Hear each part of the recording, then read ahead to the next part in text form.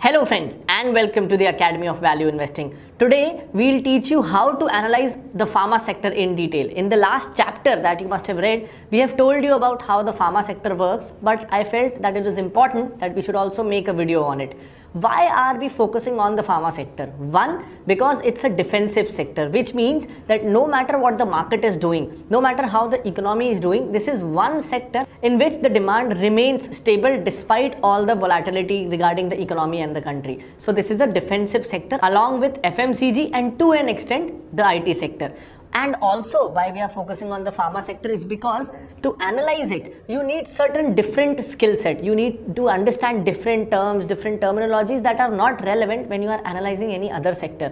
So you need to learn certain different aspects specifically to analyze this particular sector. This is why we are focusing on it. So let's begin. So we'll discuss 4 or 5 unique aspects about this sector. Let's begin with the first aspect, which is recurring revenue versus one-time revenue. So let's analyze it with a simple example. Say there is a company A that manufactures and retails television sets, and there's another company that manufactures and retails mobile handsets. Which company will have a better future? One which manufactures televisions or mobile phones? By now, I know that all of us have a similar answer. It's the mobile phone company that looks to be in a better position just by analyzing what data I have told you. Why? Because see, first thing, television sets. We buy a television set probably once in 7, 8, 10 years. So there's no repeat purchase happening because a television lasts for 7, 8, 10 years. Also, we don't need one television set for every person in the house. Probably you will have one television or 2 or maybe 3 for a 5 or 6 member house. But in case of mobile phones, we replace our mobile phones every year or maybe every alternate year. Also, you need one mobile phone for every member of your house. So first, there is more per unit demand for the mobile handsets, and secondly, the repeat purchase is much more. Similar concept is important while analyzing a pharma company as to what exactly the pharma company does. Does it manufacture medicines for diseases which are lifelong? Usually these are lifestyle or chronic diseases, or it manufactures medicines for one time, say acute diseases or infectious diseases which are caused by virus or bacteria and which is usually treated in a few weeks or days. For example, there is a company that manufactures medicine for flu or malaria versus there is a pharma company who is a leader in the diabetes or cardiac segment. Now, if a person is infected by flu, probably he'll take medicine for a week or 10 days and then he won't be required to take that medicine. But if someone is diagnosed with diabetes, that person will be required to take medicines for his entire life. So, if a pharma company is a leader in the diabetes segment, the company knows that it will have permanent revenue, recurring revenue. It's more like a subscription model. Whereas for malaria, flu, this is more like a one-time purchase model. So, this is the difference.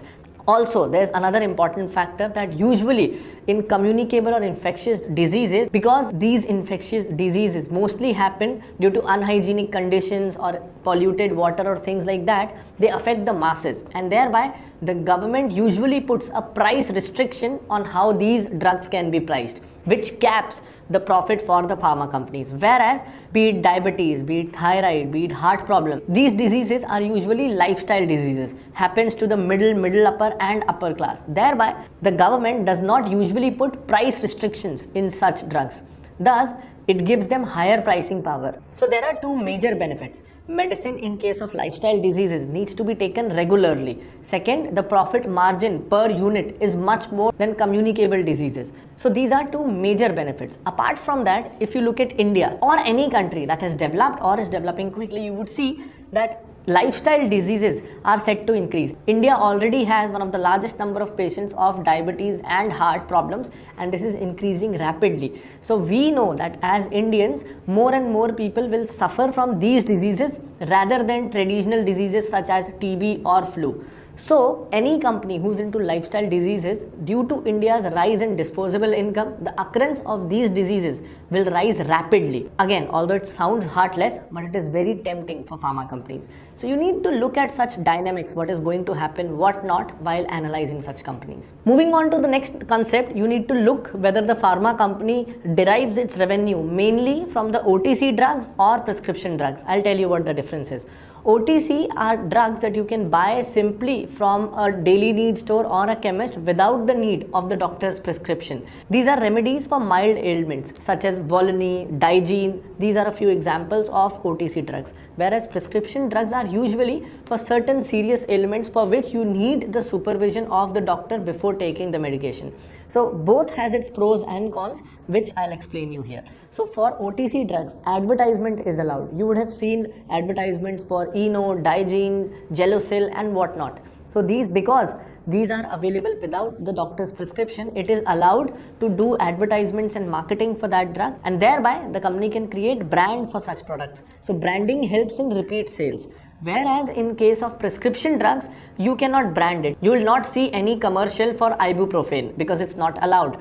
So thereby these companies are left at the mercy of the doctors, whereas OTC brands can directly connect with the people. But that doesn't mean that OTC segment is good and prescription segment is bad. I'll tell you what's great with the prescription segment. So with prescription drugs, the importance is the networking of the pharma company with the doctor and the reputation of that company in the minds of the doctors. So if the doctor believes that this is a pharma company that is making quality medicines since last 20-30 years, the MRs visit the doctor repeatedly and informs the doctor about the brand's value, why the doctor should opt for this particular brand. The doctor feels confident and is connected to that company and is bound to recommend that company's medicines because he has confidence that this will actually work.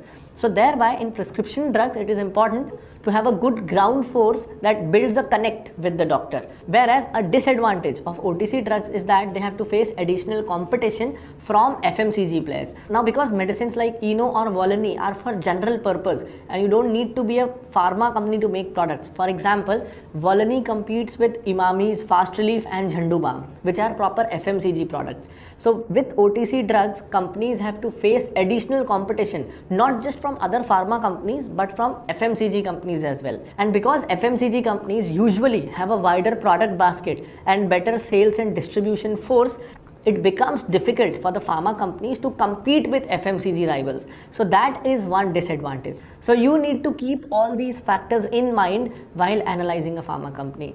Now moving on, another important factor is the R&D expenditure. How much money on research does a company spend? Now why is that important?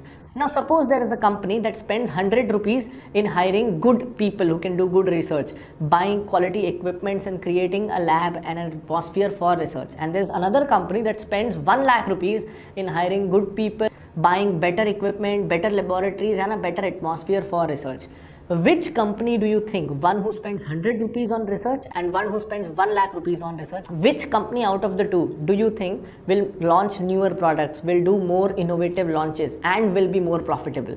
Now a simple guess is that the one who's hiring better talented people, giving them better equipment, will definitely do better R&D and launch newer products which will boost its earnings. So you have to analyze that if a company sells products worth 1000 rupees, how much of that does it reinvest into research for launching newer drugs? The higher that percentage, this is called R&D expense percentage, the more it is, usually it is a sign that the company is research driven and it's confident about its future prospect and is investing into future growth. So you want to look for companies which are spending more and more on R&D. That's usually a good sign. Now another important concept is how many ANDA filings is a company doing? Now what are ANDA filings? We need to understand that out of 100 rupees of medicines sold worldwide, 35 rupees worth of medicines are consumed in the US. So US is the world's biggest pharma market with more than 35% market share. So for all pharma companies, specifically for Indian pharma companies, US market is a very important market. And this is why we saw that in the last few years, pharma companies have not given good returns because they have been in conflict with the US FDA. So US FDA is the regulator that approves new medicines in the US market. So when Indian pharma companies are banned by that regulator or a warning is issued to our companies, Indian pharma companies suffer a lot. So ANDA filings are basically submissions made to the US FDA to get approval for selling a particular drug in the US market. So whenever an Indian pharma company or any pharma company is trying to launch a new drug in the US market, it has to go to the US FDA and file a submission. And once it gets the approval, only then it can sell the medicines in the market. So you have to analyze that how many submissions which Indian company is making before the US FDA to gain approvals. The more number of filings a company is making, you can be reasonably sure that higher the number of approvals there will be. So if there is company A which has filed 5 submissions and there is company B which has filed 200 submissions, you know that company B is the one which can gain higher approvals and its earnings will boost highly because US is one of the biggest markets. So number of ANDA filings is also a very important factor while analyzing the pharma companies. Another important thing, another growing segment of the pharmaceutical industry is the CRAMS segment, which is contract research and manufacturing. Now what is happening is hiring talent for research and setting up manufacturing facilities in the developed nations for making pharmaceuticals is an expensive ordeal. So these companies prefer to outsource the research and manufacturing activities to the developing nations. This is similar to how a lot of companies in the developed world outsource their BPO activities to India, which is now happening in the pharma sector as well. So any CRAMS company which is fundamentally good is a good option. So Biocon, Divi's Laboratories are 2 major companies into this. There are a lot of other companies as well. So you should be looking at the CRAMS segment as well. Very lucrative. So hope you liked the insights into the pharma industry. We'll keep giving you insights on how to analyze a particular sector, and I'll soon be back with another video on a different sector. Till then, bye bye.